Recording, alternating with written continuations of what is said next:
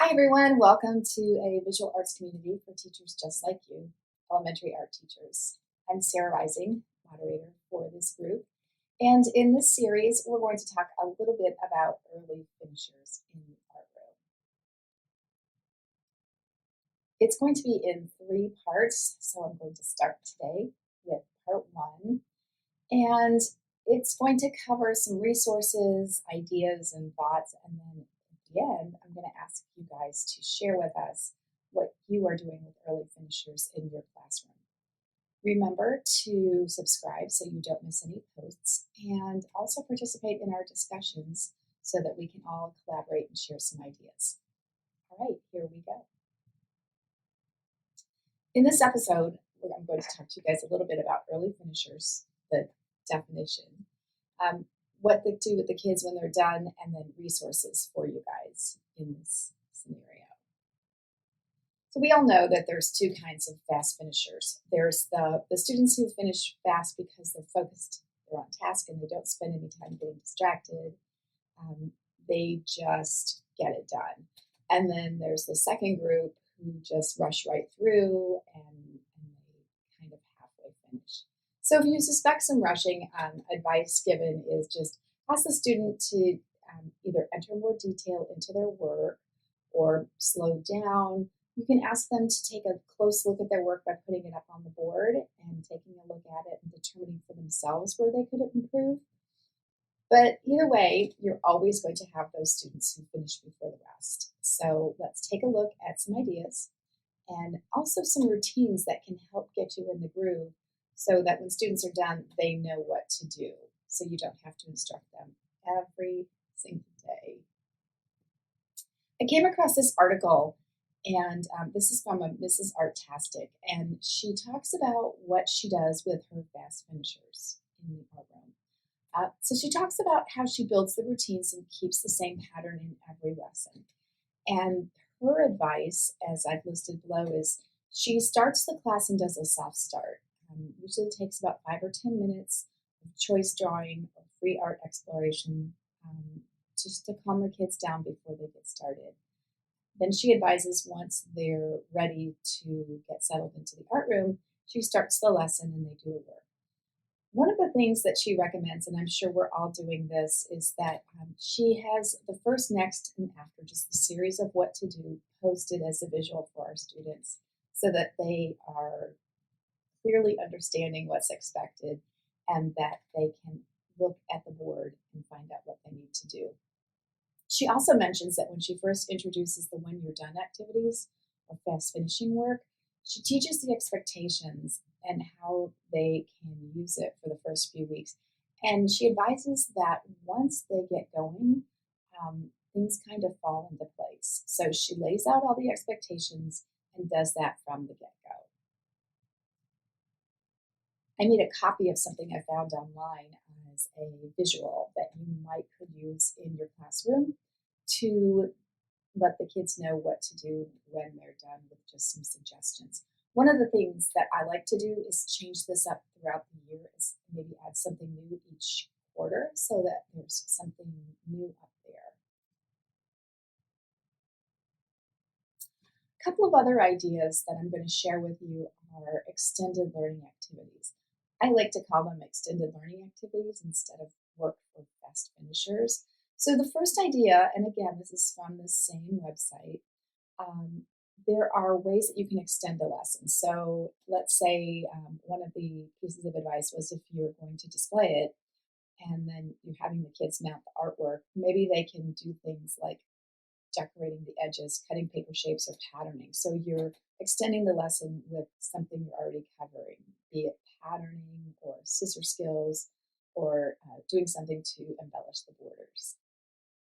Another thing that you can do is, and the easiest thing is have them make another. So if you're doing printmaking, then let them create another piece. Whatever it is you're working on, they can take this time to go into a new direction and explore some themes and ideas that they have for this same topic. Other ideas, read a book. Students always benefit from more reading. I know at our school, that is one of our big goals, is to improve the reading skills of our students. And I've got a bookshelf, and I am just constantly amazed at the number of students who, when they finish early, can I go read? Can I go read? That's the first thing they ask when they're done for many students. So I like to keep a good series of books relating to the arts, but I also use the classroom teachers and the media center to check out some books and also take their cast offs. Another great idea, special projects or contest section, where if you're working on a project, you can have your older kids work on something, like if you're making a banner or you're doing something in a display, they can help with that.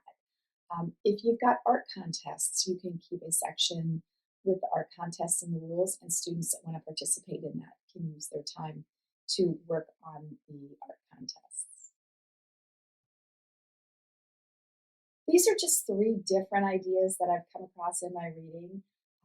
Again, students can, we talked about this a little bit, designing their own smaller art piece based on the concepts and mediums they learned in the previous project. Key here is working that in a smaller piece, simply because they probably don't have as much time to finish. So taking that and paring it down into a smaller work will allow them to have time to finish. If they don't finish it, I also like to keep, I've got pizza boxes for each class, and I just have the students store their unfinished extended learning work in the pizza boxes so that that doesn't just end up tossed aside unfinished. Directed drawing sheets are a wonderful activity. You can keep a binder and make copies and keep that in a section where the kids can easily access that information. Again, keeping the unfinished work in their storage boxes is a great resource as well. Typically, you have those early finishers who are consistently finishing early, so then they always have something to come back to. And I really liked this one. This is a mini art challenge idea. Have art challenges on a laminated piece of paper so you don't have to make it over and over. And give the challenge to the kids that they can solve a problem, and it forces them to experience with the mediums that you're already using in the classroom. That saves you setup time. So, for example, if you're doing painting and the student finishes the painting project, you might give them an exercise on color mixing or mastering the techniques of that medium. Other ideas, and this is my top favorite, is the mindful art space. It goes right up there with the book center. So create a zen or a calming corner, and you might have a little rug or some comfy chairs. Put some clipboards or drawing boards on there that and materials that don't create a mess, and let the kids explore. I can play old music through some of my speakers that I have in my room, some calming music, and let the kids in those corners listen to the music. Advice is that we keep that less than 5 or so people, depending on the size of your area, so you can keep that calm and quiet vibe going on. And then the last thing here, sketchbooks or drawing prompts. Kids love those, and so I keep a container with unusual drawing prompts, and they're little cards. Kids can pull out those cards and use them as an idea to get started. Lots of times, kids will just do the same thing over and over. So, in these extended learning opportunities, we want to challenge them and continue that problem solving. This link here just has a bunch of resources for art teachers and artists. And you can go in here and click on this link, and it will take you to this teacher who has generously shared a whole bunch of documents that you can print yourself and use in different situations.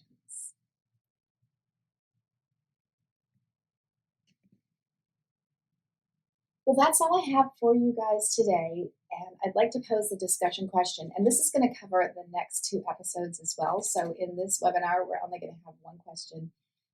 please share with us what you're doing with students who finish early. Share that in our discussion, and then remember to come back for parts 2 and 3, where we'll share more ideas for you on what to do with your early finishers. Thanks for stopping by. See you guys.